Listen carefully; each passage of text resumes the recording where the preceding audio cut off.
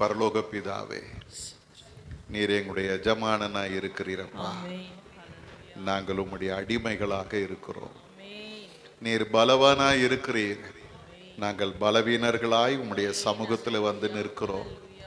நீர் குயவனாய் இருக்கிறீர், நாங்கள் களிமண்ணாய் எங்களை உம்முடைய கரத்தில் ஒப்பு கொடுக்கிறோப்பா. எங்களை ஒரு விசை நீர் வணைந்து கொள்ளுங்க. உமக்கு பிரியமான மக்களாய் எங்களை மாற்றுங்கப்பா.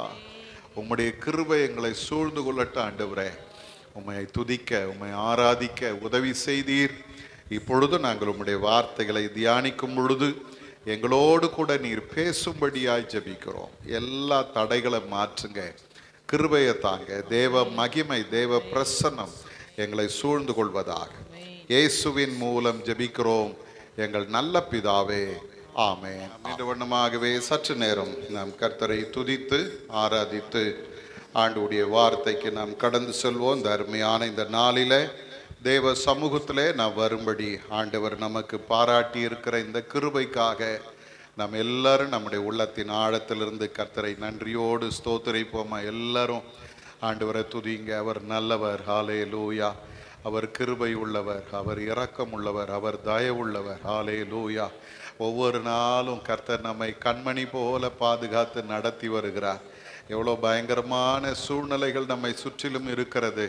பயங்கரமான வெயில் காலத்திலே நாம் வாழ்ந்து கொண்டு இருக்கிறோம். நம்மை சுற்றிலும் எத்தனையோ விபத்துகள், நாசங்கள், மோசங்கள் நடந்து கொண்டு இருக்கிறது.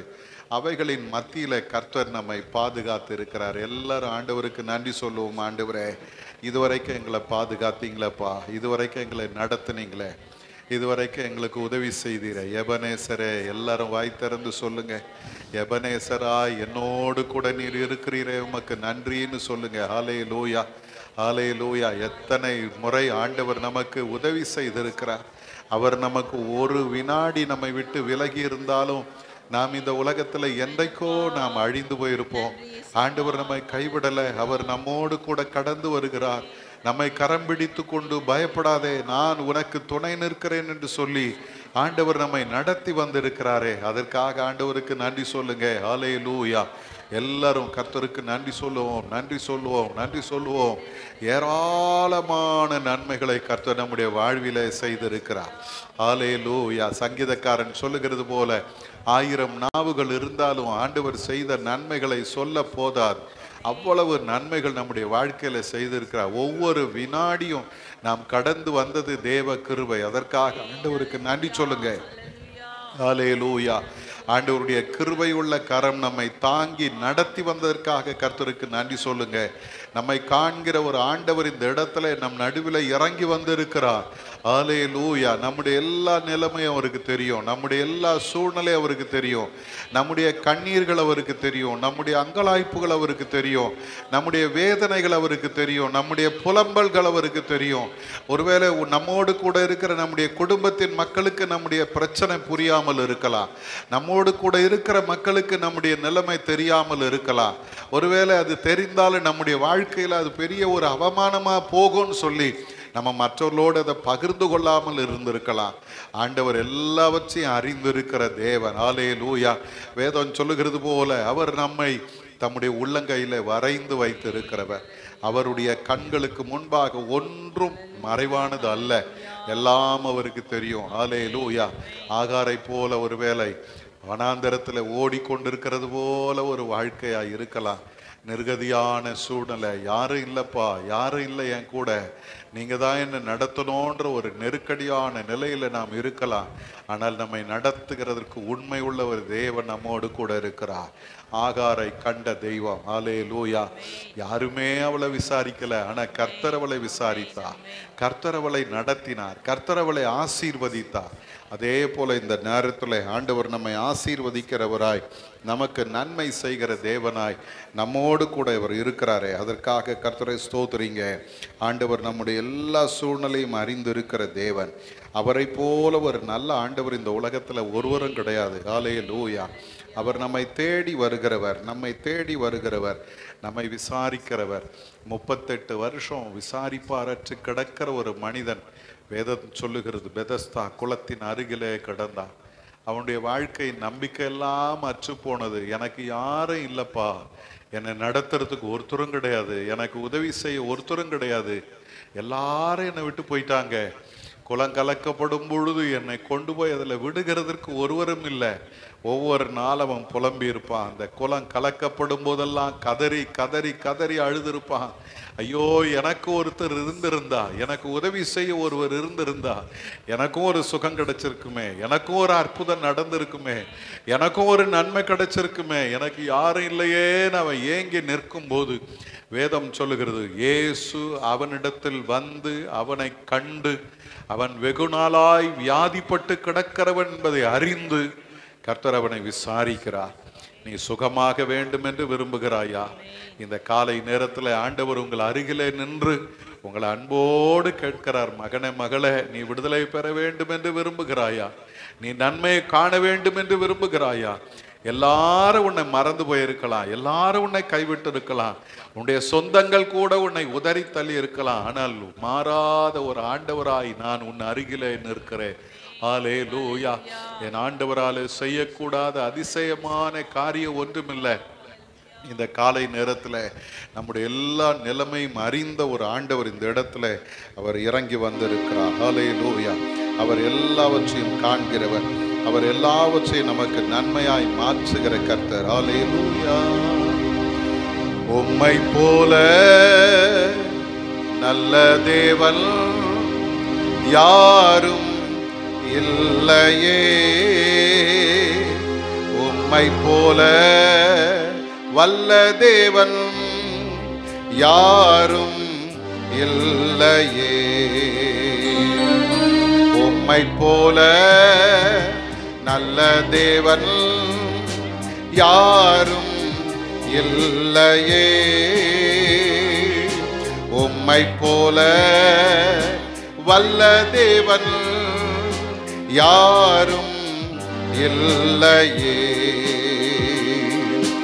உம்மை போல என்னை காத்திட, உம்மை போல என்னை நடத்திட, உம்மை போல என்னை தாங்கிட யாரும் இல்லையே, இயேசையா யாரும் இல்லையே,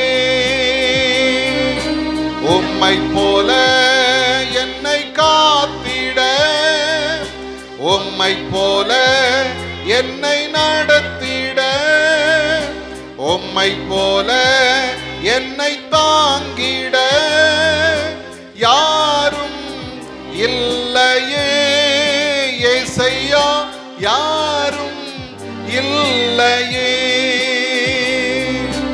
உம்மை போல நல்ல தேவன் யாரும் இல்லையே, உம்மை போல வல்ல தேவன் யாரும் இல்லையே, உம்மை போல நல்ல தேவன் யாரும் இல்லையே, உம்மை போல வல்ல தேவன் யாரும் இல்லையே. திரும்ப ஒரு விசை, உம்மை போல என்னை காத்திட, உம்மை போல என்னை நடத்திட, உம்மை போல என்னை தாங்கிட யாரும் இல்லையே, இயேசையா யாரும் இல்லையே. சொல்லுவோமா? உம்மை போல என்னை காத்திட, உம்மை போல என்னை நடத்திட, உம்மை போல என்னை தாங்கிட யாரும் இல்லையே, இயேசையா யாரும் இல்லையே, உம்மை போல நல்ல தேவன் யாரும் இல்லையே, உம்மை போல வல்ல தேவன் யாரும் இல்லையே. உம்மை போல என்னை நேசிக்க, உம்மை போல என்னை போஷிக்க, உம்மை போல என்னை ரட்சிக்க யாரும் இல்லையே. இயேசையா யாரும் இல்லையே. உம்மை போல என்னை நேசிக்க, உம்மை போல என்னை போஷிக்க, உம்மை போல என்னை ரட்சிக்க யாரும் இல்லையே. இயேசையா யாரும் இல்லையே. உம்மை போல நல்ல தேவன் யாரும் இல்லையே. உம்மை போல வல்ல தேவன் யாரும் இல்லையே. உம்மை போல நல்ல தேவன் யாரும் இல்லையே. உம்மை போல வல்ல தேவன் யாரும் இல்லையே. எஜமானனே என் இயேசு ராஜனே, எஜமானனே என் இயேசு ராஜனே, எண்ணமில்லா ஏக்கமில்லா சித்தம் செய்வதுதானே. என் எண்ணமில்லா ஏக்கமில்லா உம் சித்தம் செய்வதுதானே. எஜமானனே எஜமானனே என் இயேசு ராஜனே, உமக்காகத்தான் வாழ்கிறேன், உம்மைத்தான் நேசிக்கிறேன், உமக்காகத்தான் வாழ்கிறேன், உம்மைத்தான் நேசிக்கிறேன். பலியாகி என்னை மீட்டீரே, பலியாகி என்னை மீட்டீரே. பரலோகம் திறந்தீரையா, பரலோகம் திறந்தீரையா. எஜமானனே என் இயேசு ராஜனே, எஜமானனே என் இயேசு ராஜனே, எண்ணமெல்லாம் ஏக்கமெல்லாம் உம் சித்தம் செய்வதுதானே. எண்ணமெல்லாம் ஏக்கமெல்லாம் உம் சித்தம் செய்வதுதானே. எஜமானனே எஜமானனே என் இயேசு ராஜனே.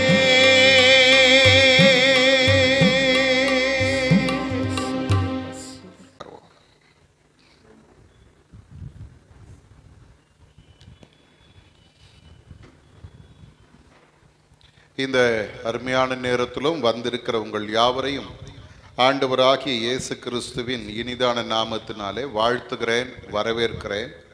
ஆண்டவர் தாமே இந்த நாளுக்கும் இந்த நேரத்திற்கும் உரிய எல்லா ஆசீர்வாதங்களினாலும் உங்களை நிறைத்து வழி நடத்துவாராக.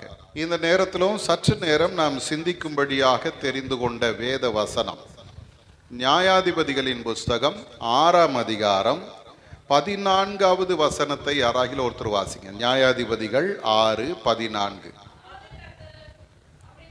அப்பொழுது கர்த்தர் அவனை நோக்கி பார்த்து, உனக்கு இருக்கிற இந்த பலத்தோட போ, நீ இஸ்ரவேலை மீதியானியரின் கைக்கு நீங்களாக்கி ரட்சிப்பாய், உன்னை அனுப்புகிறவர் நான் அல்லவா என்றார்.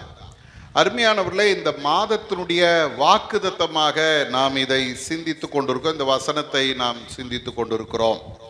இந்த 1ஆம் தேதி நாம் இதை குறித்து யோசிக்கும் பொழுது இந்த வார்த்தை கிதியோனுக்கு சொல்லப்பட்டது. உனக்கு இருக்கிற இந்த பலத்தோட போ, எக்ஸ்ட்ரா எல்லாம் ஒன்றும் தேவையில்லை, நீ எப்படி இருக்கிறாயோ அப்படியே போ. நடப்பது என்ன? அந்த ஆண்டவர் பலப்படுத்துகிற கிறிஸ்து இல்லையா? வேதம் சொல்லுகிறது போல உன்னை அனுப்புகிறவர் நான் அல்லவா என்று சொல்லுகிற அந்த ஆண்டவர் கிதியோனை பலப்படுத்தின பொழுது அவன் அசாத்தியமான காரியங்களை செய்தான். வெட்டுக்கிளிகளை போல பரம்பி கிடந்த இஸ்ரவேலர் மீதியானியரை இவன் முறியடித்தான் என்று வேதத்திலே நாம் பார்க்கிறோம். அசாத்தியமான செயல்கள். 2வது பார்த்தீங்கன்னா 84ஆம் சங்கீதம் சொல்லுது, உம்மிலே பலன் கொள்ளுகிற மனுஷன் பாக்கியவான். அவர்கள் என்ன செய்வார்களா? அழுகையின் பள்ளத்தாக்கை உருவ நடந்து போய் அதை நீரூற்றாக்கி கொள்ளுவார்கள். அவர்கள் சியோனிலே வந்து தேவ சமூகத்திலே நிற்பார்கள் என்று வேதம் சொல்லுகிறது. அப்போ 2வது நாம் பார்த்தோம், கர்த்தர் நம்மை பலப்படுத்தி அனுப்பும் போது நாம் விடுதலை பெற்றவர்களாய் தேவ சமூகத்திலே நிற்போம். 3வது பார்த்தோம், கர்த்தர் நம்மை பலப்படுத்தும் பொழுது எல்லாவற்றையும் செய்வதற்கு நம்மை அவர் பலப்படுத்துவார். பிலிப்பியர் 4:13 நாம் அதை பார்த்தோம். ஆகவே இந்த நாளிலே இந்த வசனத்தின் அடிப்படையிலே நாம் பார்க்கும்போது நம்முடைய ஆண்டவர் நம்மை பலப்படுத்துகிற தேவர். அல்லேலூயா. 1 நாளாகமத்தின் புஸ்தகத்திலே நீங்கள் பார்ப்பீர்களானால் 29ஆம் அதிகாரம் 12வது வசனத்திலே தாவீது ஆண்டவரை குறித்து சொல்லும் பொழுது இப்படி சொல்றார். வாசிங்க. 1 நாளாகமம் 29:12. ஐஸ்வர்யமும் கனமும் உம்மாலே வருகிறது, தேவரீர் எல்லாவற்றையும் ஆளுகிறவர், உம்முடைய கரத்திலே சத்துவமும் வல்லமையும் உண்டு, எவரையும் மேன்மைப்படுத்தவும் பலப்படுத்தவும் உம்முடைய கரத்தினால் ஆகும் என்று வேதம் சொல். எவரையும் மேன்மைப்படுத்தவும் பலப்படுத்தவும் உம்முடைய கரத்தினால் ஆகும். அருமையானவர்களே, இந்த நாளிலே ஆண்டவர் உங்களுக்கு எனக்கும் தருகிற ஒரு உன்னதமான வாக்குத்தத்தம் என்னவென்றால், உங்களையும் என்னையும் கர்த்தர் பலப்படுத்துகிறவர். அந்த பலப்படுத்துகிறவர் எவரையும் பலப்படுத்தவர் வல்லவராயிருக்கிறார். அல்லேலூயா. இன்னாரை தான் பலப்படுத்துவேன், இன்னார்தான் என்று அல்ல.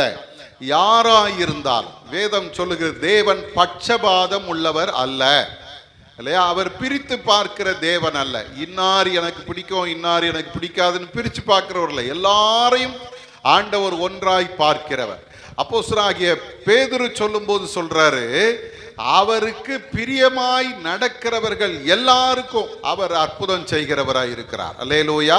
அப்ப இந்த இடத்துல பிரியமானவர்களே, பல நேரங்களில் நம்முடைய வாழ்க்கையில ஒரு பெரிய ஆதங்கம் ஒன்று இருக்குது. என்னன்னா, எனக்கு இது இல்லையே அப்படின்னு ஒரு ஆதங்கம். எனக்கு இது இல்லை, அல்லது இப்படி சொல்லுவாங்க, இந்த மாதிரி எனக்கு இருந்திருந்தா அப்படின்னு ஒரு வார்த்தை சொல்லுவாங்க. இந்த மாதிரி இருந்திருந்தா.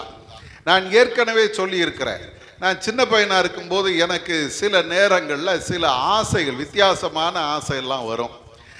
முதல்ல யோசிச்சேன், ஒரு துணி கடைக்காரருக்கு பிள்ளையா பிறந்திருந்தா, ஒரு துணி கடைக்காரருக்கு பிள்ளையா பிறந்திருந்தா துணிக்கு பஞ்சமே இருக்காது. என்னென்ன டிசைன் புதுசா வருதோ எல்லாத்தையும் நம்ம போட்டு அனுபவிச்சிருக்கலாம். நம்ம இந்த மாதிரி ஒரு வீட்டில் பிறந்துட்டோமே அப்படின்னு யோசித்த காலம். அப்புறம் கொஞ்ச காலம் போனதும் அந்த துணி கடைக்கார பிள்ளை ஆசை போயிடுச்சு. அடுத்தது என்ன ஆசை வந்துச்சு தெரியுமா? ஒரு நகைக்கடைக்காரன் பிள்ளையா பிறந்திருந்தா நமக்கு எவ்வளவு நல்லா இருந்திருக்கும். இஷ்டத்துக்கு டிசைனா மாட்டிட்டு சுத்தலாமே அப்படின்னு ஒரு ஆசை. இப்போ இல்லை, சின்ன வயசுல. அப்படி ஒவ்வொரு நாளும் ஒவ்வொரு ஆசைகள். நம்ம பிள்ளைங்களை பார்த்தீங்கன்னா ஒரு குறிப்பிட்ட வயசுல திடீர்னு சூப்பர்மேன் அப்படின்வான், அப்புறம் திடீர்னு பார்த்தா நான் அயன் மேன் அப்படின்வான், இல்லை அப்புறம் பார்த்தீங்கன்னா நான் ரேசர் ஆகணும்னுவான், அப்புறம் பார்த்தீங்கன்னா நான் மெக்கானிக் ஆகணும்னுவான். எப்படி ஒவ்வொரு காலகட்டம் இல்லையா? இது இல்லையே இப்படி இருந்திருந்தால் என்கிற அந்த எண்ணம். இன்னைக்கு ஆண்டவர் உங்களையும் என்னையும் பார்த்து சொல்லுகிற ஒரு வார்த்தை உண்டு. உனக்கு எது குறைவுபட்டு இருக்கிறதோ அது உனக்கு நிறைவாக மாறும். அல்லேலூயா. பலவீனம் பலமாக மாறும். இதைத்தான் இன்றைக்கு ஆண்டவர் உங்களோடு கூட என்னிடத்துல சொன்னதை நான் உங்களுக்கு சொல்லுகிறேன். பலவீனம் அல்லது குறை எங்க இருக்கிறதோ அதுதான் நம்முடைய வாழ்க்கையில அது நமக்கு பலமாக மாறும். அல்லேலூயா. வேதத்தை நீங்க வாசிச்சு பார்த்தீங்கன்னா ஒரு 3 உங்களுக்கு தெரிந்த ரொம்ப பழக்கமான ஆட்களை தான் சொல்ல போறேன். 3 பேர். அவருடைய வாழ்க்கையில அவர்களுக்கு இருந்த அந்த குறைதான் அவருடைய வாழ்க்கையில ஒரு நிறைவை கொண்டு வந்தது. முதல்ல பாருங்க, ஆதியாகமத்தின் புஸ்தகம் 50ஆம் அதிகாரம் 20வது வசனத்தை நீங்கள் வாசிப்பீர்களானால் அங்கே யோசேப்பு சொல்லுகிற ஒரு அருமையான வார்த்தையை பார்க்கிறோம். வாசிங்க 50:20. நீங்கள் எனக்கு தீமை செய்ய நினைத்தீர்கள், தேவனோ இப்பொழுது நடந்து வருகிறபடியே வெகு ஜனங்களை உயிரோடே காக்கும்படிக்கு அதை நன்மையாக முடிய பண்ணினார். ஒரு அல்லேலூயா சொல்லுங்க. அல்லேலூயா. இங்க யோசேப்பு சொல்றாரு, எனக்கு தீங்கு செய்ய நினைத்தீர்கள், தீமை செய்ய நினைத்தீர்கள், தேவனோ அதை எப்படி மாற்றினார்? நன்மையாக மாற பண்ணினார், முடிய பண்ணினார் என்று சொல்லுகிறார். இந்த வசனத்தை வாசிக்கும் பொழுது இந்த யோசேப்பினுடைய வாழ்க்கையில அப்படி என்ன தீமை நடந்துச்சு அப்படின்னா நம்ம எல்லாருக்கும் தெரியும். அவங்க அப்பாவுடைய வயதான காலத்துல பிறந்ததுனால யோசேப்பினுடைய தகப்பனாகிய யாக்கோபு என்ன பண்ணாரா, அவனை ரொம்ப செல்லமா வச்சிருந்தார். அந்த நாட்கள்ல இருக்கிறதுலே விலை உயர்ந்த ஒரு ட்ரெஸ், பல வர்ண அங்கியை இந்த யோசேப்புக்கு உடுத்துவித்தார். ரொம்ப செல்லமா பார்த்துக்கிட்டார், அன்பா இருந்தார். இப்ப பாத்தீங்கன்னா இந்த அப்பாவுடைய அன்பு என்ன ஆயிற்று அப்படின்னா அவனுடைய சகோதரர்கள் அவனை பார்த்து பொறாமைப்படும்படி வைத்தது. அது மட்டும் இல்லாம ஆதியாகமத்தின் புஸ்தகம் 37ஆம் அதிகாரத்துல 7வது 9வது வசனங்களை பார்த்தீங்கன்னா அங்க 2 சொப்பனங்களை இந்த யோசேப்பு பார்க்கிறார். இந்த 2 சொப்பனங்களும் பார்த்தீங்கன்னா அவனுடைய சகோதரர்கள் முதல்ல அவனை பணிந்து கொள்வது போலவும், 2வது பார்த்தீங்கன்னா அவனுடைய சகோதரர்களோடு சேர்ந்து அவனுடைய பெற்றோர்களும் அவனை பணிந்து கொள்வது போ ஒரு சொப்பனத்தை அவன் பார்த்தான். இன்றைக்கு அருமையான தேவஜனமே, இந்த யோசேப்பை இப்போ நீங்க பார்த்தீங்கன்னா அவனுடைய மனதுக்குள்ள ஒரு பெரிய ஒரு சந்தோஷம், ஒரு மேன்மை, தன்னைத்தானே அவன் எப்படி யோசிச்சிருப்பான் தெரியுமா? நான் என் சகோதரர்களை விட பெரிய ஆளு, எங்க அப்பா அம்மா கூட என்கிட்ட தான் நிற்பாங்க, நான் தான் எல்லாரையும் பார்க்க போகிறேன், ஆள போகிறேன் அப்படின்ற அந்த எண்ணம் யோசேப்புக்குள்ள இருந்திருக்கும். ஆகவே தான் நீங்க வேதத்தை வாசிச்சு பார்த்தீங்கன்னா அவனுடைய சகோதரர்கள் தவறு பண்ணாங்கன்னா உடனே அதை கொண்டு வந்து அப்பா கிட்ட சொல்லிடுவார். இப்படிப்பட்ட சூழ்நிலையில இவனுடைய வாழ்க்கையில ஒரு நாள் வந்தது, எல்லாமே தலைகீழா மாறிடுச்சு. இவனை யாரெல்லாம் இவனுடைய சகோதரர்கள் இவன் என் கூட பிறந்தவங்க அப்படின்னு நினைச்சானோ அவர்களே இப்பொழுது இந்த யோசேப்பை கொலை செய்யும்படி முடிவெடுக்கிறார்கள். அவன் எந்த அளவுக்கு மேன்மையாய் அப்பாவுடைய அன்பை பெற்று வாழ்ந்தானோ அந்த அளவிற்கு அவன் ஒன்றும் இல்லாமல் இப்பொழுது ஆதியாகமம் 39ஆம் அதிகாரத்துக்கு வந்தீங்கன்னா ஒரு அடிமையாக அவன் எகிப்திலே விற்கப்பட்டு விட்டான். அவருடைய அந்த பலவர்ண அங்கி போச்சு, அவர் கண்ட கனவு போச்சு, அவருடைய பெருமை போச்சு, எல்லாம் போச்சு. இப்ப எங்க இருக்கிறான்? எகிப்திலே அடிமையாக வாழ்ந்து கொண்டிருக்கிறான். நல்லா கவனிங்க. இந்த நிலையில இந்த யோசேப்பினிடத்துல நீங்க போய் பேசுனீங்கன்னா அவன் என்ன சொல்லியிருப்பான் தெரியுமா?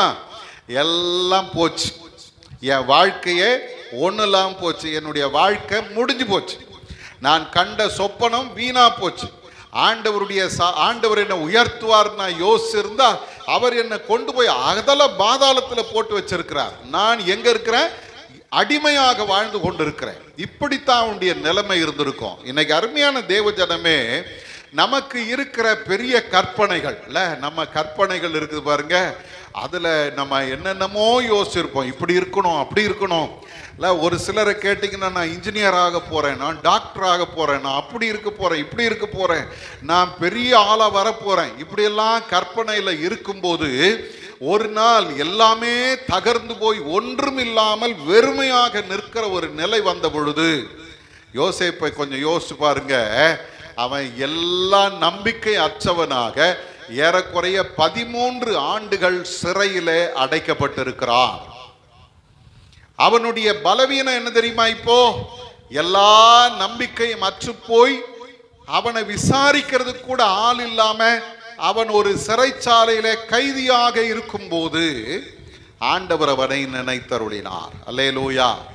நீங்க வேதத்தை வாசிச்சு பார்த்தீங்கன்னா, ஆதியாகமம் 41ஆம் அதிகாரம் 38, 39வது வசனங்களை நீங்கள் பார்ப்பீர்களானால், ஒரு நாள் திடீர்னு சொல்லி பார்வோன் ஒரு சொப்பனம் கண்டாரு.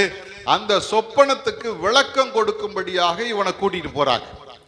இவர் அந்த சொப்பனத்தை குறித்து விளக்கி சொல்லிவிட்டு சொன்னதோடு நிறுத்தாம இந்த ராஜா என்ன செய்ய வேண்டும் என்றும் கற்றுக் கொடுக்கிறார். ஆகவே இந்த ராஜா இந்த யோசேப்பை எப்படி பார்க்கிறார் தெரியுங்களா?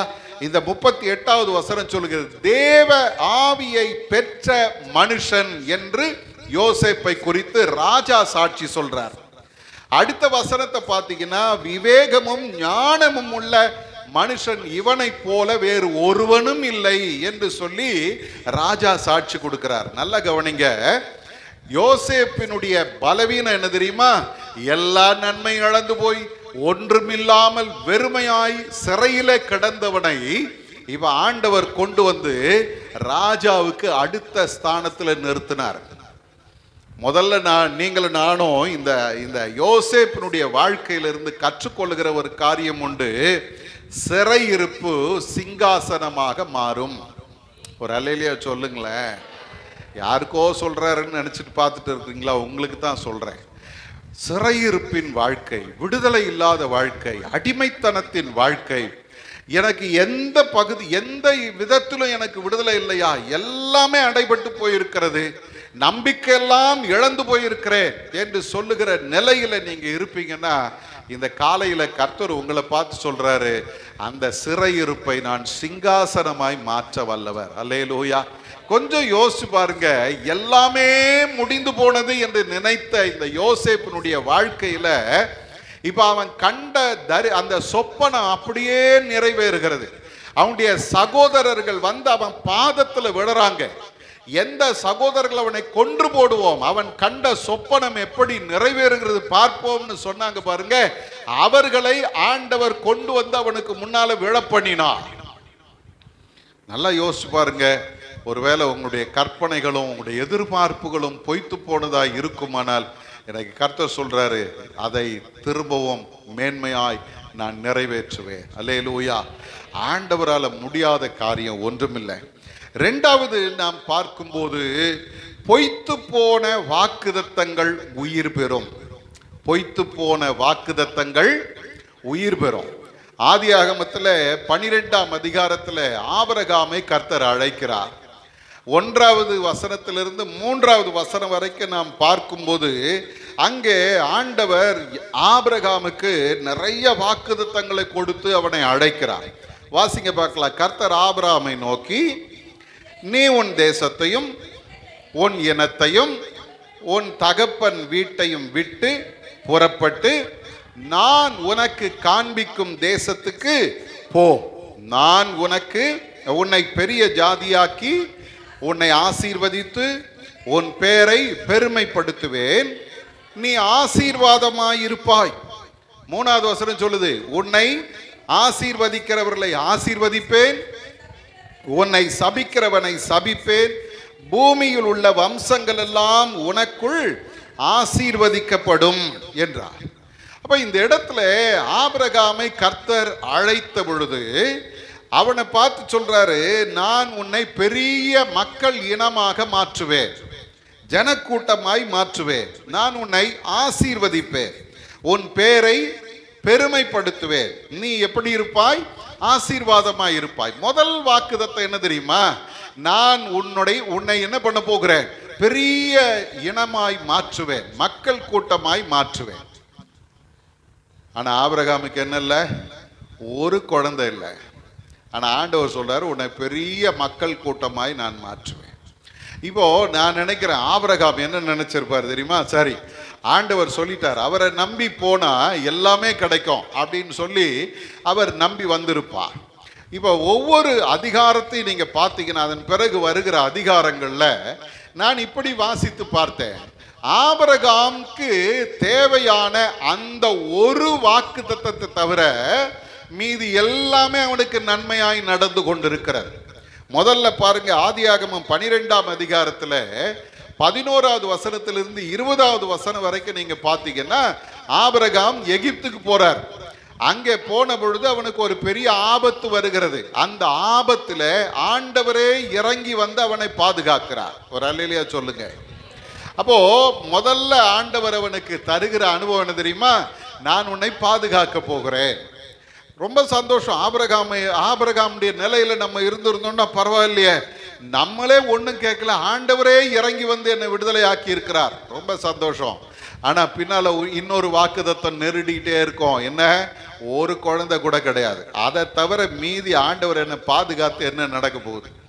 ரெண்டாவது நீங்க பாத்தீங்கன்னா அதே ஆதியாகமத்தின் புஸ்தகம் 14ஆம் அதிகாரத்துக்கு வந்தீங்கன்னா 14 16 வசனங்களை பார்த்தீங்கன்னா இந்த ஆபிரகாம் என்கிற சாதாரண ஒரு குடியானவன் தன்னுடைய வீட்டில் இருக்கிற 380 பேரை வச்சுக்கிட்டு 5 ராஜாக்களை மேற்கொண்டான். ஒரு அல்லேலூயா சொல்லுங்க.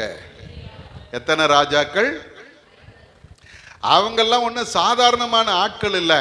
ஏற்கனவே அவங்க ஒரு 4 ராஜாக்களை ஜெயிச்சவங்க. ஆனா இந்த சாதாரண ஆபிரகாமை ஆண்டவர் பலப்படுத்தின பொழுது, அவனோடு கர்த்தர் இருந்த பொழுது அவன் 5 ராஜாக்களை மேற்கொண்டான். நல்ல கவனி. முதல்ல அவனை கர்த்தர் பாதுகாத்தார்.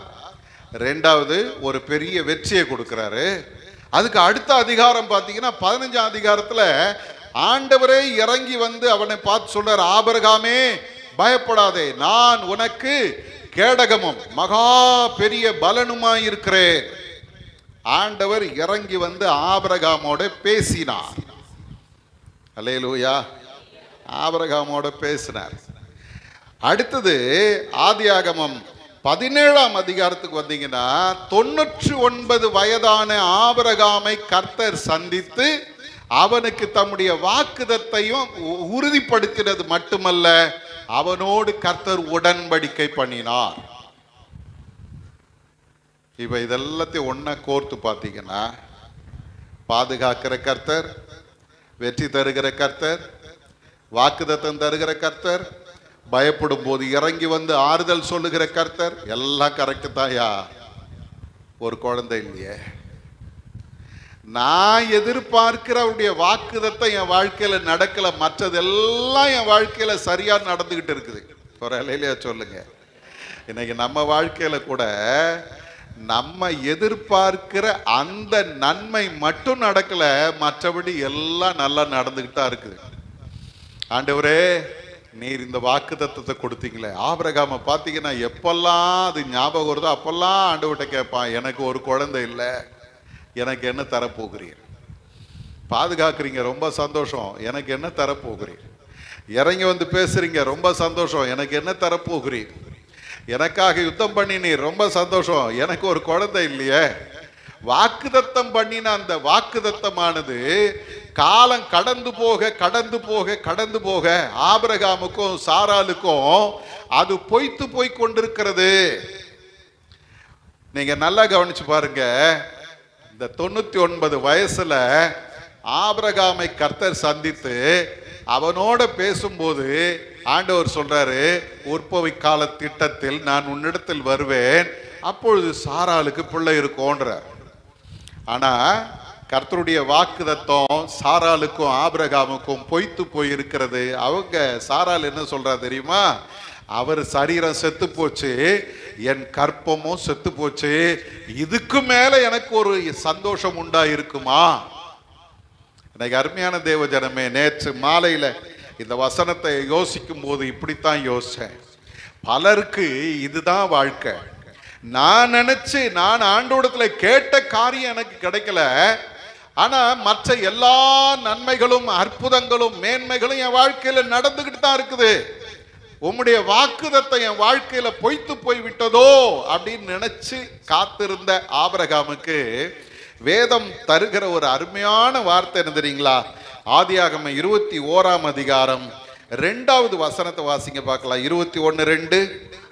ஆபிரகாம் முதிர் வயதாய் இருக்கையில் சாராள் கர்ப்பவதியாகி, திரும்ப வாசிமா, இருங்க அந்த வார்த்தையை மாத்திர வாசிங்க. தேவன் குறித்திருந்த காலத்தில், எல்லாரும் சேர்ந்து சொல்லுங்க, தேவன் குறித்திருந்த காலத்தில் அவனுக்கு ஒரு குமாரனை பெற்றாள். ஒரு அல்லேலூயா சொல்லுங்க. எத்தனை வருஷம்? 25 வருஷம் காத்து இருக்கிறாங்க. இப்போ வேதம் சொல்லுகிறது, தேவன் குறித்திருந்த காலத்தில் அவனுக்கு பிள்ளை பிறந்தது. அல்லேலூயா.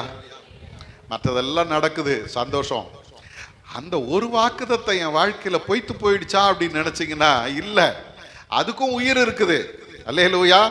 அந்த வாக்குதத்தம் பொய்த்து போகல, அது நிறைவேற போகிறது. ஆனா அதுக்கு ஒரு காலம் இருக்கிறது. அவர் குறித்திருக்கிற காலம். எல்லாரும் சொல்லுங்க, அவர் குறித்திருக்கிற காலத்துல அது நிறைவேறும்.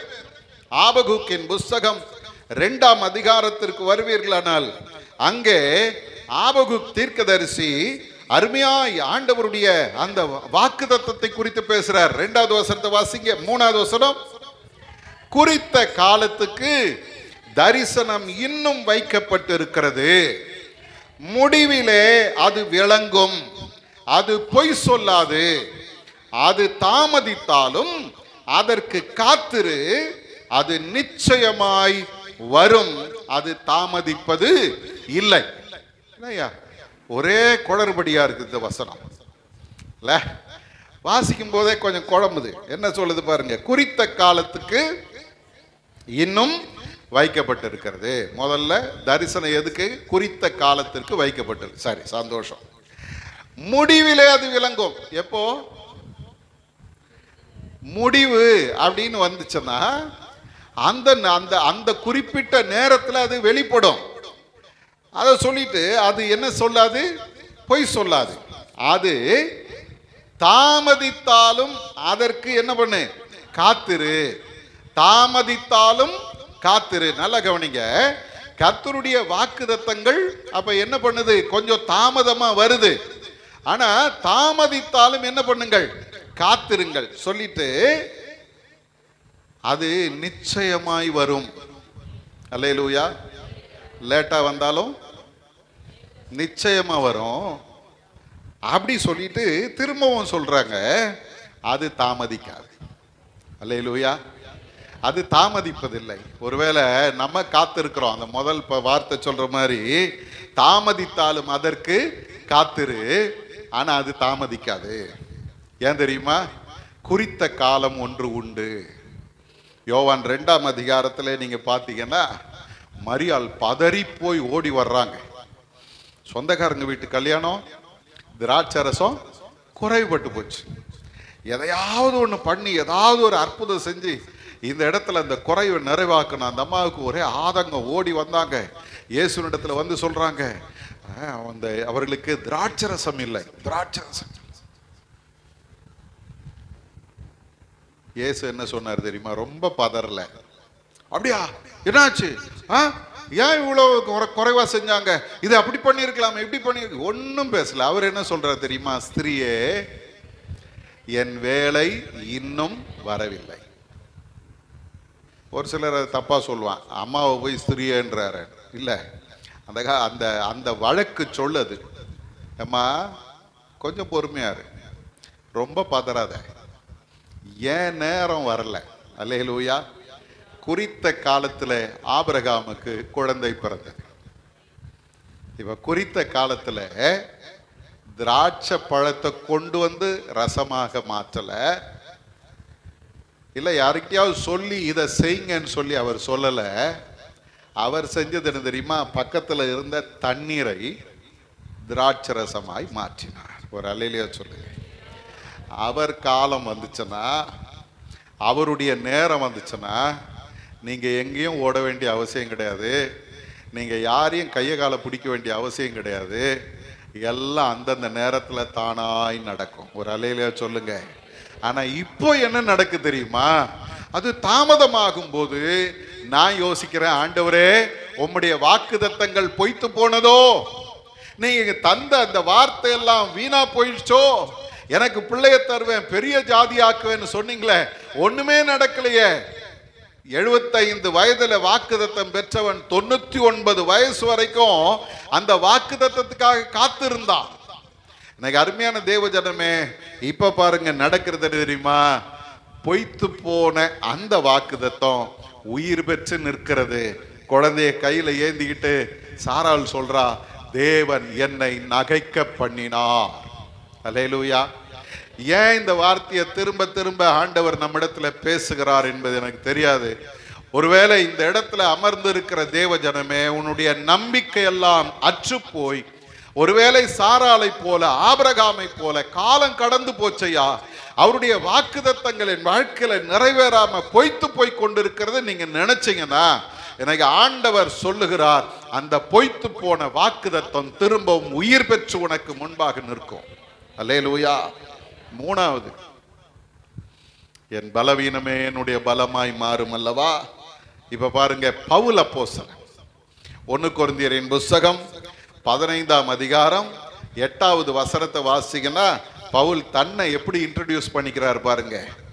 எல்லாருக்கும் பின்பு அகால பிறவி போன்ற எனக்கும் தரிசனமானார். பவுல் தன்னை குறித்து எப்படி சொல்றாரு தெரியுமா? மற்ற அப்போஸ்தலர்களெல்லாம் சொல்றாரு, இயேசு உயிர் தெழுந்த பிறகு இன்னென்னாருக்கு தரிசனமானார், எல்லாத்தையும் சொல்லிட்டே வந்து கடைசியா சொல்றாரு, எல்லாருக்கும் பின்பு அகால பிறவி போன்ற எனக்கு அப்படின்னு தன்னை குறித்து சொல்ற. அகால பிறவினா என்னது? அகால பிறவினா என்னது? கொரப்பிரசவம். இந்த கொரப்பிரசவம் இருக்குது பாருங்க. அந்த கொரப்பிரசவத்தில் பிறந்த பிள்ளைங்களை பார்த்தீங்கன்னா, அந்த பெற்றோர்கள் எப்பவுமே அந்த பிள்ளை குறித்து பயந்துக்கிட்டே இருப்பாங்க. எந்த நேரம் என்ன வியாதி வருமோ, இது இன்னும் உருப்படியாக ஒன்றும் உருவாகலை, இது இந்த பலவீனத்தோடு இருக்குது, இந்த குறையோடு இருக்குது, இப்படி தானே சொல்லுவாங்க. பவுல் சொல்றாரு, நானும் அப்படித்தாயா இருக்கிறேன். கொரப்பிரசவத்தில் பிறந்த மாதிரி அகால பிறவி போன்ற ஒரு வாழ்க்கை. இன்னைக்கு அருமையான தேவ ஜனமே, அவனுடைய தோற்றம் அப்படி இருந்துதான். அந்த நாட்கள்ல பவுல் அப்போஸ்தலனை குறித்து ஒருத்தர் இப்படி எழுதி இருக்கிறாரு, 4 அடி உயரம். எவ்வளவு? 4 அடி உயரம்.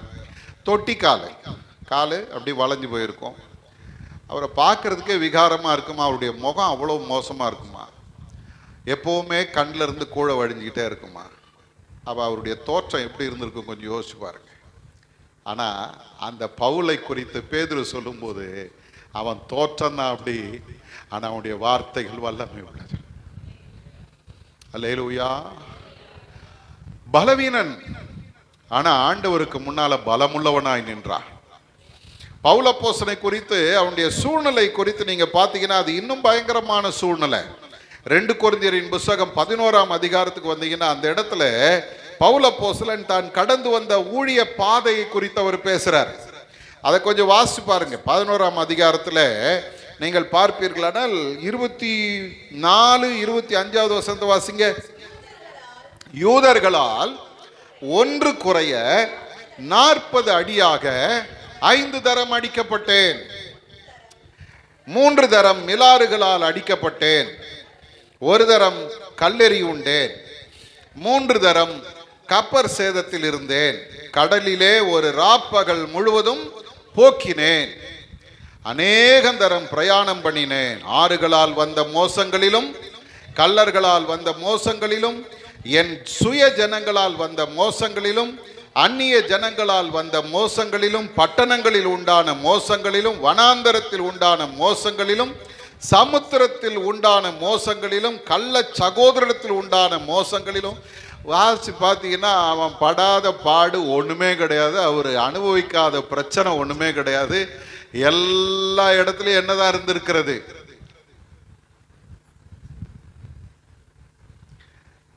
நம்ம சொல்லுவோம், ஐயா வாழ்க்கையே போராட்டம், ஐயா எவ்வளோ கஷ்டம் அனுபவிக்கிறது தெரியுமா. நம்ம சொல்லுவோம் இல்ல, யோபு போல எனக்கு கஷ்டம் ஐயா. ஒரு அம்மா பாஸ்டர் கிட்ட சொல்லிச்சா, ஐயா என் பிரச்சனைய சொன்னா என்னத்துக்கு ஆகுறது, யோபுக்கு வந்த மாதிரி பிரச்சனையா அப்படின்னு. உடனே அந்த ஐயா சிரிச்சுக்கிட்டே, அப்படியாம்மா உங்க வீட்டு ஐயா உடம்பெல்லாம் சரங்கு பிடிச்சி போய் உட்கார்ந்து இருக்கிறாரா? இல்லையா இல்லையா அதெல்லாம் ஒன்றும் இல்லை. உன் பிள்ளைங்கெல்லாம் செத்து போச்சா? ஐயா என்ன இப்படி கேட்குறீங்க? இல்லைம்மா யோபுக்கு அவங்க பிள்ளை 10 பிள்ளை செத்து போச்சு, உன் பிள்ளை வீடு இடிஞ்சு போச்சா? இல்லையா. ஆடு மாடெல்லாம் கொள்ளடிச்சுன்னு போயிட்டாங்களா? இல்லையா. அப்புறம் எப்படி யோபுக்கு வந்த பிரச்சனை? இன்னைக்கு நம்ம அப்படித்தான் சொல்லிக்கிட்டு இருக்கிறோம், எனக்கு என்ன பிரச்சனை தெரியுமா, எவ்வளோ போராட்டம் தெரியுமா, வாழ்க்கையே போராட்டம், அழுது அழுது என் கண்ணீரெல்லாம் வற்றி போச்சு. நம்ம நினைக்கிறோம் நம்ம என்னவோ அவ்வளோ கஷ்டப்பட்டோன்னு. பவுல் சொல்றாரு பாருங்க, யூதர்களால் 1 குறைய 40 அடியாக 5 தரம் அடிக்கப்பட்டேன். அப்படின்னா எத்தனை அடி? எவ்வளோமா தெரியலையா? வம்பா போச்சு, கணக்கு போடுங்க. 40 அடிக்கு 1 அடி குறைவு அப்படின்னா எத்தனை அடி? 39. எத்தனை முறை அடிக்கப்பட்டாரா? 5 முறை. அப்படின்னா எத்தனை? 195 முறை. இந்த இந்த யூதர்கள் அடிக்கிற அடியெல்லாம் பார்த்தீங்கன்னா அவ்வளோ ஒன்றும் சாதாரணமான அடியெல்லாம் கிடையாது. ஒரு அடி அடித்தான்னா தோல் பிச்சின்னு வந்துடும். கொஞ்சம் கற்பனை பண்ணி பாருங்க, 195 அடி நல்ல திடகாத்திரமான மனுஷன் வாங்கல, பலவீனமானவன், எப்பவும் பலவீனம் தான். அவனை பார்க்கறதுக்கே பரிதாபமாக இருக்கும். ஆனால் யூதர்களுக்கு அவன் தான் சிம்ம சொப்பனமா நின்னான். அதனால எத்தனை அடி? 195. சரி, அதோட போச்சான்னு பார்த்தா 3 தரம் மிலாறுகளால் அடிபட்டேன், 1 தரம் கல்லெறி உண்டேன். கல்லால் அடிச்சாங்க, பவுல் மயங்கி கீழே விழுந்துட்டாரு. பார்த்தவங்க என்ன யோசிச்சான் தெரியுமா, செத்து போயிட்டான்னு சொல்லி அவனை இழுத்து கொண்டு போய் ஊருக்கு வெளியே போட்டு வந்துட்டாங்க. ஆனால் கொஞ்ச நேரம் பொறுத்து அவர் உயிரோட எழுந்துச்சு திரும்ப வந்து சொல்றாரு, இவ்விதமான பாடுகளின் வழியாகத்தான் நாம் எங்க போறோம் தெரியாதா உங்களுக்கு? பரலோகம் போறோம். ஆகவே இந்த பாடுகளை பற்றி பயப்படாதீங்க அப்படின்னு லிஸ்திரா பட்டணத்து ஜனங்களுக்கு சொல்றார். அதை பார்த்து தான் தீமோத்தேயு ரட்சிக்கப்பட்டு ஆண்டவருடைய ஊழியக்காரனாய் அவன் எழும்பினான். கொஞ்சம் யோசிச்சு பாருங்களேன். பவுல் சொல்றாரு, நான் என்ன செய்தேன்? 1 தரம் கல்லெறி உண்டேன், 3 தரம் கப்பர் சேதத்தில் இருந்தேன், அப்புறம் கடலிலே ஒரு ராப்பகல் முழுவதும் போக்கினேன். இதெல்லாம் வாசிக்கும் போது ரொம்ப ஆச்சரியமா இருக்கும். கடல்ல நீந்தவங்களுக்கு தெரியும், அதுல ரொம்ப நேரம் நீந்த முடியாது. காரணம் என்னன்னா அது அடர்த்தி ஜாஸ்தி, அதுல ரத்த ஓட்டத்தை கெடுத்துரும். அதுல 1 மணி நேரம் நீந்தினாலே பெரிய விஷயம். கடல்ல ஒரு பகல் முழுவதும் ஒரு மனுஷன் கடந்திருப்பான்னா அவன் எவ்வளவு வேதனைப்பட்டிருப்பான் கொஞ்சம் யோசிச்சு பாருங்க. வாழ்க்கையே வேதனை தான். பலவீனங்கள் அவனை மேற்கொண்டது. ஆனா அந்த பலவீனத்தின் நடுவிலே அவனுக்கு பலன் கொடுத்தவர் கர்த்தர். அல்லேலூயா. 2 கொரிந்தியர் 12ஆம் அதிகாரத்தில் சொல்றாரு, என் கிருபை உனக்கு போதும், பலவீனத்தில் என் பலன் பூரணமாய் விளங்கும் என்று அவர் சொல்லி இருக்கிறார். அல்லேலூயா. அவர் சொன்னதுனால வேதம் சொல்லுகிறது, கிறிஸ்துவின் வல்லமை என் மேல் தங்கும்படி என் பலவீனங்களை குறித்து நான் என்ன செய்கிறேன்? சந்தோஷமாய் மேன்மை பாராட்டுகிறேன். 2வது சொல்றாரு, நான் பலவீனமாய் இருக்கும் போதே பலமுள்ளவனாய் இருக்கிறேன். 3வது சொல்றாரு, எல்லா இடுக்கண்களிலும் நான் பிரியப்படுகிறேன். அல்லேலூயா. அடி வாங்கிறதுக்கு சந்தோஷப்படுறாரு. ஏன் தெரியுமா? அடி வாங்கி வாங்கி மறுத்து போச்சு. அல்லேலூயா. ஏன்னா எப்படி சொல்றாருன்னு பார்க்குறீங்களா? உண்மை அதுதான். ஒரு வீட்டில் ஒரு நாள் உட்காந்து பேசிட்டு இருந்தேன். அந்த வீட்டில் 2 பிள்ளைங்க, அக்காவும் தம்பியும். ஒரே கலாட்டா நடக்குது அடுத்த ரூமில். நானும் அவங்க அப்பாவும் ஹாலில் உட்காந்து பேசிட்டு இருக்கிறோம். அங்கே ஒரே சத்தம். இந்த அப்பா இங்கேருந்து சத்தம் போடுறாரு, டேய், பையனை சொல்கிறாரு, டேய் அடி வாங்க போற நீ அப்படின்னாரு. அவன் என்ன நினைச்சான்னு தெரில. அவன் பாட்டுன்னு ஒரு பெரம்பை கொண்டு வந்து அவங்க அப்பா கிட்ட கொடுத்துட்டு, அடிக்க தானே போற, அடி அப்படின்னு. நான் கேட்டேன், என்னையா இப்படி சொல்றானே அப்படின்னா, இல்லையா அவன் அடி வாங்கி சொரணை கட்டு போச்சு. இப்போ என்னதான் அடிச்சாலும் அவனுக்கு அது பயமே இல்லையான்னு. அதே மாதிரி தான் பவுல் பாருங்க, பட்ட பாடுகள் மேல பாடுன்னு பட்டுட்டு இப்ப அவர் சொல்றாரு, இந்த பலவீனத்தை குறித்து நான் மேன்மை பாராட்டுவேன். இந்த பலவீனத்தில் நான் பிரியமாய் இருக்கிறேன். நான் பலவீனமாய் இருக்கும் போதே பலமுள்ளவனாய் இருக்கிறேன். அல்லேலூயா, அல்லேலூயா. இப்போ இந்த போராட்டங்கள் எல்லாம் பாருங்க பவுல் சகித்து மேற்கொண்டு கடைசியா தீமோத்தேயுக்கு எழுதும் பொழுது வயசான காலத்துல ஒரு அருமையான ஒரு வார்த்தையை சொல்றாரு. 2 தீமோத்தேயின் புஸ்தகம் 4ஆம் அதிகாரம் 7வது வசனத்துல சொல்றாரு, நல்ல போராட்டத்தை போராடினேன், ஓட்டத்தை முடித்தேன், விசுவாசத்தை காத்து கொண்டேன், இது முதல் நீதியின் கிரீடம் எனக்காக வைக்கப்பட்டிருக்கிறது. ஒரு அல்லேலூயா சொல்லுங்க. இது மாதிரி தைரியமா ஒரு விசுவாச அறிக்கை பண்ணவன் இந்த உலகத்துல வேற யாரும் கிடையாது. யார் தெரியுமா? பலவீனமான மனிதன். இன்னைக்கு அருமையான தேவஜனமே, என் குறைவு எதுவோ அந்த குறைவை தான் கர்த்தர் என்னிடத்துல நிறைவை தருகிறார். அல்லேலூயா. பவுலினுடைய வாழ்க்கையில பலவீனங்கள் தான் அவனை கர்த்தருடைய சமூகத்துல வெற்றியாளனாய் நிறுத்தினார். எனக்கு ஆண்டவர் உங்களை என்னையும் பார்த்து சொல்றாரு. முதல்ல யோசேப்பை நமக்கு முன்னால வச்சுட்டு சொல்றாரு, சிறையிருப்பு சிங்காசனமாய் மாறும். அல்லேலூயா. சிறையிருப்பு சிங்காசனமா மாறும். ஆபிரகாமை நம்ம முன்னால வச்சுட்டு சொல்றாரு, பொய்த்து போன வாக்குத்தத்தங்கள் எல்லாம் உயிர் பெறும். 3வது பவுலை நமக்கு முன்னால வச்சுட்டு சொல்றாரு, பலவீனமானது பலமுள்ளதாய் வெற்றி உள்ளதாய் நிற்கும். அல்லேலூயா. ஒரு நாள் நம்ம விழுந்து போவதில்லை, ஒரு நாள் நம்ம அடிந்து போவதில்லை. ஆண்டவரை நம்பி நிற்கிற மக்கள் ஒரு நாள் வெட்கப்பட்டு போனதும் கிடையாது. இன்னைக்கு எதெல்லாம் ஆண்டவரே இது எனக்கு இல்லையே, இது எனக்கு இல்லையேன்னு கேட்காதீங்க. இருக்கிறதுல கர்த்தர் உங்களை மேன்மையாய் நிறுத்துவார், அற்புதமாய் நடத்துவார். நீ எண்ணி இருக்கிற நன்மைகளை உனக்கு தந்து உன்னை ஆசீர்வதிக்க கர்த்தர் உண்மை உள்ளவராக இருக்கிறார். எல்லாரும் அப்படியே கண்களை மூடுவோமா? குறைவை நினைத்து சோர்ந்து போன வாழ்க்கையை இன்றைக்கு கர்த்தர் தட்டி எழுப்ப விரும்புகிறார், கட்டி எழுப்ப விரும்புகிறார். சிறைப்பட்ட வாழ்க்கை, நம்பிக்கையெல்லாம் அற்றுப்போய் 13 ஆண்டுகள் யோசேப்பு சிறைச்சாலையில் அவன் ஒவ்வொரு நாளும் அங்கலாய்த்து நின்று இருப்பான். நான் கண்ட சொப்பனம் என்ன ஆயிற்று, எங்கள் அப்பாவுடைய அன்பு என்ன ஆயிற்று, நான் ராஜபோகமாக வாழ்ந்த வாழ்க்கை என்ன ஆயிற்று, எல்லாம் போய் ஒண்ணுமில்லாம அடைபட்டு விடுதலை இல்லாம சமாதானம் இல்லாம விசாரிப்பார் இல்லாம எங்கேயோ ஒரு அந்நிய தேசத்துல வந்து கிடக்கிறேனே, ஆண்டவரே ஏன்பா என்ன இப்படி வச்சிருக்கிறீங்கன்னு சொல்லி ஒருவேளை அவன் புலம்பி இருக்கலாம். ஆனால் ஆண்டவருடைய வேதம் சொல்லுகிறது, ஏற்ற நேரம் வந்த பொழுது எகிப்தினுடைய அதிபதியாக கர்த்தர் அவனை உயர்த்துகிறார். இன்றைக்கு ஆண்டவருடைய சமூகத்துல வந்திருக்கிற தேவ ஜனமே, ஒருவேளை உன்னுடைய எதிர்பார்ப்புகள் எல்லாம் பொய்த்து போய் நீ நம்பிக்கையற்ற ஒரு சிறைப்பட்ட வாழ்க்கை வாழ்ந்து கொண்டிருப்பாயானால் கர்த்தருடைய வேதம் சொல்லுகிறது, நன்மையாக மாற பண்ணுகிற ஒரு ஆண்டவர் உன்னோடு கூட இருக்கிறார். யோசேப்பு அதனாலதான் சொல்றாரு, நீங்கள் எனக்கு தீமை செய்ய நினைத்தீர்கள், தீங்கு செய்ய நினைத்தீர்கள், தேவனோ அதை நன்மையாய் முடிய பண்ணினார். அற்பமான சூழ்நிலையா இருக்கலாம். இன்னைக்கு கர்த்தர் உங்களை பார்த்து சொல்றார், நான் உன்னை மேன்மையாய் நிறுத்துவேன்.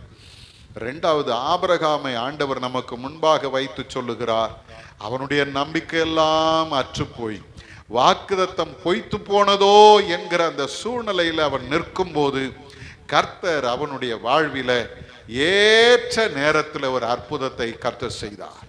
அவருடைய வாக்குத்தத்தம் பொய்த்து போகாது. அது தாமதித்தாலும் காத்திரு, அது நிச்சயம் நிறைவேறும், அது தாமதிக்காது என்று வேதம் சொல்லுகிறது. எனக்கு ஆண்டவர் உங்களை என்னையும் பார்த்து சொல்றாரு, நீ காத்திருக்கிறாய், ஏதோ ஒரு காரியத்துக்காக நீ காத்திருக்கிற. ஆனா அந்த காரியத்தை தவிர மற்ற எல்லாமே நன்மையாய் நடந்து கொண்டிருக்கிறது. ஒரே ஒரு காரியம் உன் வாழ்க்கையில இன்னும் நிறைவேறல. ஆண்டவரே, நான் எதிர்பார்க்காத நன்மையெல்லாம் எனக்கு தந்துகிட்டே இருக்கிறீங்கப்பா, எதிர்பார்க்காத மேன்மை எனக்கு தந்துகிட்டே இருக்கிறீங்க, நான் கேட்காத காரியங்களையும் நீர் எனக்கு தந்து கொண்டு இருக்கிறீர். ஆனால் நான் கேட்கிற ஒரு காரியம் இன்னும் என் வாழ்க்கையில கிடைக்கலப்பா. அழுறேன், புலம்புறேன், வேதனைப்படுறேன், கூப்பிடுறேன், உம்மை நோக்கி ஒவ்வொரு நாளும் கதறு கூட ஆண்டவரே, இருந்தும் அந்த வாக்குத்தத்தம் என் வாழ்க்கையில நிறைவேறலையே சுவாமின்னு கேட்குறீங்களா? ஆண்டவருடைய வேதம் சொல்லுகிறது, கர்த்தர் குறித்திருந்த காலத்திலே ஆபிரகாமுக்கு குழந்தை பிறந்தது.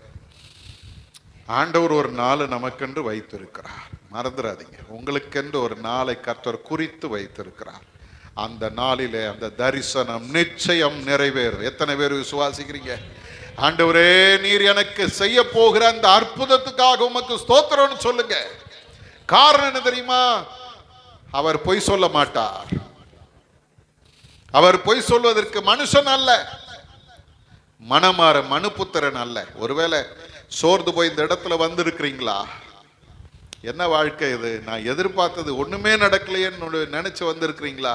இன்னைக்கு கர்த்தர் உங்களை பார்த்து சொல்றாரு, எல்லாவற்றுக்கும் ஒரு காலத்தை நான் வைத்திருக்கிறேன். அந்த காலத்துல, குறித்த காலத்துல ஆண்டவருடைய தரிசனம் நிறைவேறும். மூணாவது சொல்றாரு, பலவீனமா இருக்கிறேன்னு நினைக்கிறியா? வேதனையும் பாடுகளும் தான் என் வாழ்க்கை நினைக்கிறியா? அழுது அழுது என்னுடைய கண்ணீரெல்லாம் வற்றி போனது என்று நினைக்கிறாயா? பாடுகள் தான் என் வாழ்க்கையான்னு சொல்லி கர்த்தரோட போராடி கொண்டிருக்கிற அருமையான தேவ ஜனமே, பவுலுடைய வாழ்க்கையில் அவன் அனுபவித்த அத்தனை பாடுகளுக்கும் ஒரு நாள் அவர் சொல்றாரு, நல்ல போராட்டத்தை போராடினேன், ஓட்டத்தை முடித்தேன், விசுவாசத்தை காத்து கொண்டேன்.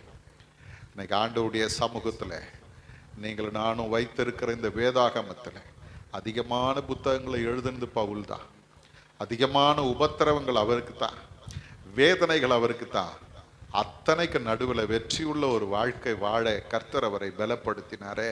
அதே ஆண்டவர் இன்னைக்கு உங்க கூட இருக்கிறாரு. நீ என்ன வேதனைப்பட்டு என்ன பிரச்சனையோட வந்திருக்கிறாயோ தெரியாது, ஆனா அத்தனை பாடுகளையும் கர்த்தர் பார்த்து கொண்டே இருக்கிறார். அத்தனை வேதனைகளும் கர்த்தர் பார்த்து கொண்டே இருக்கிறார். அதற்கு உரிய பலனை உன்னுடைய வாழ்க்கையில கர்த்தர் தருவார். அன்பின் ஆண்டவரே, இந்த வார்த்தைகளை எங்களுடைய வாழ்க்கையில உறுதிப்படுத்துங்கப்பா. எது எங்களுக்கு குறைவா இருக்கிறதோ அந்த குறைவை நீர் எங்களுக்கு நிறைவாக்க போகிறீர். பலவீனம் பலமாக மாறப்போகிறது. பொய்த்து போன வாக்குத்தத்தங்கள் புத்துயிர் பெறப்போகிறது. எங்களுடைய வாழ்க்கையில சிறையிருப்பு எங்களுக்கு சிங்காசனமாய் மாறப்போகிறது.